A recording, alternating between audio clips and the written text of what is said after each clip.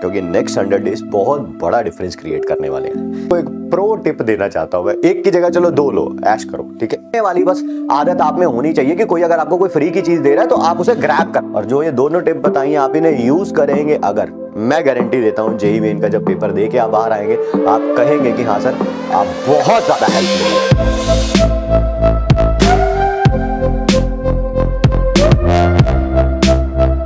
Important क्या है?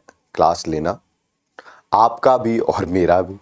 Important क्या है कि आप रिवाइज करें, इंपॉर्टेंट क्या है कि आप प्रैक्टिस करें, इंपॉर्टेंट ये है कि आप लोग अलाइंड रहें अगले 2-3 महीने, अप्रॉक्सीमेटली 100 डेज के बारे में अगर हम बात करें, क्योंकि नेक्स्ट 100 डेज बहुत बड़ा डिफरेंस क्रिएट करने वाले हैं। जितना शायद पिछले 4-5-6 महीनों में आपने क्रिएट किया होगा उससे ज़्यादा डिफरेंस क्रिएट किया जा सकता है नेक्स्ट 100 डेज में, ठीक है। If you are fully aligned ना, आप पूरा का पूरा मतलब सिस्टम के साथ अलाइंड है, आप उसका फायदा उठा रहे हैं, तो वो इंपॉर्टेंट है। छोटी मोटी चीजें तो सब चलती रहती है,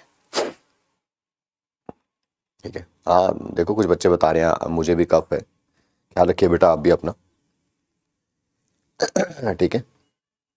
तो अभी भी टाइम है, अभी भी टाइम है, ठीक है, कि आप अपने आप को सिस्टम के साथ अलाइन करें, ठीक है। हम बार बार वही लाइन रिपीट करते हैं कि मेक श्योर करिए कि रिवीजन पर ध्यान दीजिए तीनों सब्जेक्ट्स में, ठीक है। फिजिक्स, केमिस्ट्री, मैथमेटिक्स, ठीक है। ऐसा नहीं कहते हैं कि सिर्फ केमिस्ट्री में सिर्फ इनऑर्गेनिक ही पढ़ लो, ऐसा नहीं कहते हैं, वो झूठ होगा, ठीक है।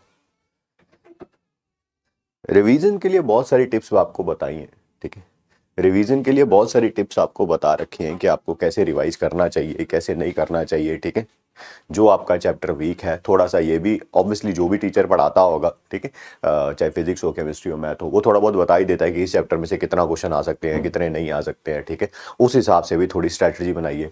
मैं आपको एक बिल्कुल प्रो टिप देना चाहता हूं, ये मैंने दी है क्लास में पहले भी, बट आपको एक प्रो टिप देना चाहता हूं मैं, एक की जगह चलो 2 लो, ऐश करो, ठीक है।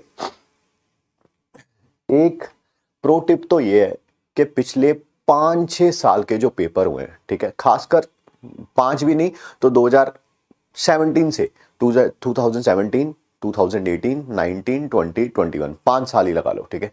इनके पेपर जेईई मेन 2022 में बहुत हेल्प करेंगे। कैसे कैसे वो मैं बता देता हूं आपको, कैसे वो मैं बता देता हूं आपको। जैसे ऐसे एक हिपोथेटिकल सा एग्जांपल लेते हैं, जैसे कल हमने पढ़ा था, कल पोटेशियम डाइक्रोमेट पढ़ा था। देखो जरा ऐसे कि पोटेशियम डाइक्रोमेट का रिएक्शन एसिडिक मीडियम में नाइट्राइट आयन के साथ, सर कल पढ़ा था हमने कि ये डाइक्रोमेट जो है वो खुद तो Cr3 पॉजिटिव आयन में कन्वर्ट हो जाता था और नाइट्राइट आयन को नाइट्रेट में कन्वर्ट कर देता था। वो फ्यूजन होता है, हमें लिखा हुआ है आपने, ठीक है, और साथ में H2O बनता था। मान लो ये रिएक्शन इतनी सी यहां पर आई थी, ठीक है। अब सुनना, टिप अब स्टार्ट हो रहा है। अगर ये रिएक्शन यानी कि ये क्वेश्चन मान लेते हैं 2018 में, 19 में, 20 में या 21 में पेपर में आ रखा है। अब आपका काम क्या होना चाहिए?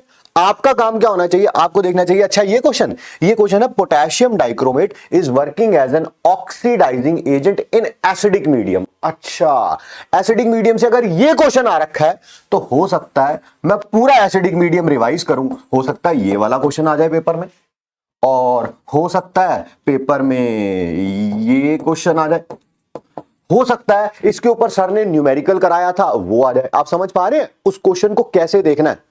उस क्वेश्चन को देखने का मतलब समझ आया मैं क्या कहना चाह रहा हूं? हाँ, कलर पूछा जा सकता है, रिएक्शन को बैलेंस करना अगर पूछा हुआ था, ठीक है, एन फैक्टर पूछा जा सकता है, इसके ऊपर न्यूमेरिकल। तो आपको ये नहीं देखना कि पेपर को सिर्फ कि हाँ पोटेशियम डाइक्रोमेट का एक रिएक्शन आई थी Cr2O7 2 negative plus H positive plus NO2 negative will give you NO3 negative plus Cr3 positive plus H2। अच्छा ये होता है, ये नहीं देखना आपको वो पूरा टॉपिक देखना है, ठीक है। ऐसे फिजिक्स के लिए बात कर लेते हैं। मान लो गॉस लॉ के एक कोई केस आया था, पेपर में, मान लेते हैं 2019 में आया, ठीक है। तो आपको गॉस लॉ का सिर्फ वो केस नहीं देखना, उस केस के आगे पीछे, क्या वो केस आगे भी कहीं यूज हो सकता है, उसके ऊपर और कौन सा वेरिएशन बन सकता है क्वेश्चन का, क्या उससे कोई टफ क्वेश्चन बन सकता है, इजी क्वेश्चन बन सकता है जो आपको ऑब्वियसली सर ने कराया होगा। तो आपको वो सारी चीजें उसके आसपास घूमनी है। बिलीव मी, अगर आपने ये कर लिया, आप मुझे बताइएगा जरूर एग्जाम देने के बाद कि इस टिप ने आपकी कितनी हेल्प करी, ठीक है जी। उससे रिलेटेड मैं इतना कॉन्फिडेंट क्यों हूं, मैं उसका रीजन भी आपको बता देता हूं, 2-3 साल पीछे चले जाइए, साल में सिर्फ एक पेपर होता था, है ना। 2-3 साल पीछे चले जाए तो 4 साल पीछे चले जाओ, चलो ठीक है, साल में सिर्फ एक पेपर होता था।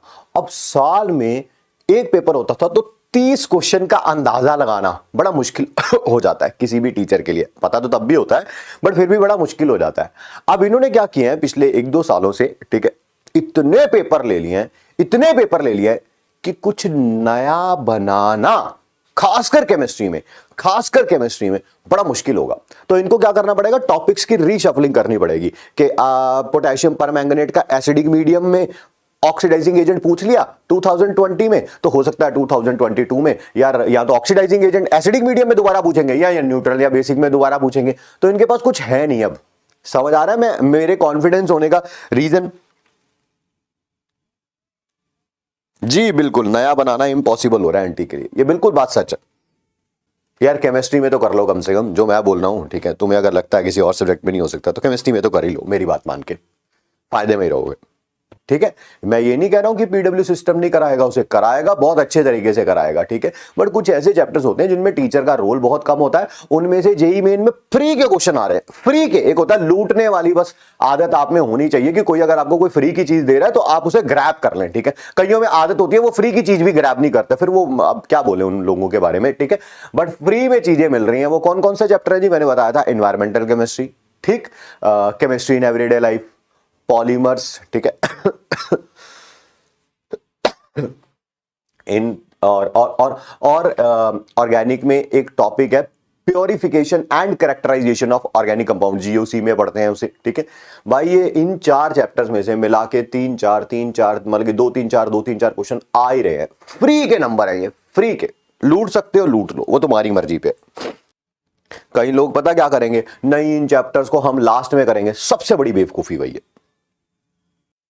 कर सकते हो कर लो, सोचो ही मत कि हम किसी के सहारे बैठेंगे। मैं आपकी जगह पे होता, सब कुछ करता मैं पीडब्ल्यू से, ये 3-4 चैप्टर में अपने आप निपटा के बैठा होता। 20 नंबर, 15 नंबर, 16 नंबर, कुछ भी, ये तो फ्री के हैं जी। इसमें लास्ट ईयर के पेपर्स का बहुत ध्यान देना, जो क्वेश्चन आया उसके आसपास जरूर घूमना, और ये जो 3-4 चैप्टर आपको बताया, ऐसे ही कुछ एक दो चैप्टर्स मेरे ख्याल से फिजिक्स में भी होंगे, ऐसे ही कुछ 1-2 चैप्टर्स मेरे ख्याल से मैथ्स में भी होंगे, बट वो मेरे को पता नहीं है तो मैं एडवाइस देता हुआ अच्छा नहीं लगता हूं, वो ऑब्वियसली आपके सर बताएंगे। खत्म कर लो इन्हें, जितनी जल्दी हो सकेगा, फायदे में रहेंगे आप लोग। और जो ये दोनों टिप बताई हैं आप इन्हें यूज करेंगे अगर, मैं गारंटी देता हूं जेईई मेन का जब पेपर दे के आप बाहर आएंगे, आप कहेंगे कि हाँ सर आप बहुत ज्यादा हेल्प मिली उससे, बहुत ज्यादा, ठीक है। रिवीजन तो कर ही रहे होंगे आप, रिवीजन का तो कोई सानी नहीं है यार, ये सब चीजें बेकार है अगर आप रिवाइज नहीं कर रहे तो।